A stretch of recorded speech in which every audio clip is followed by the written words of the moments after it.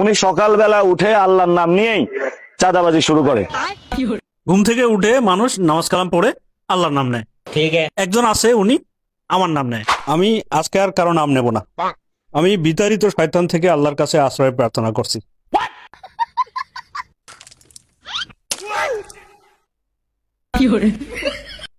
এই চান্দাবাজ সন্ত্রাসী দলের লোকেরা আমার গায়ে ডিম মারছে।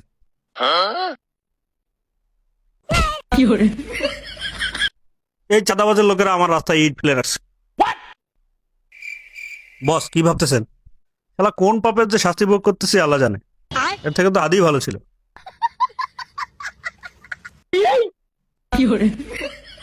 বস কি হয়েছে?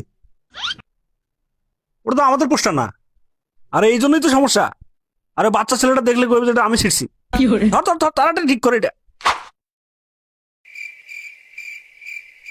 আরে এতক্ষণ লাগে নাকি?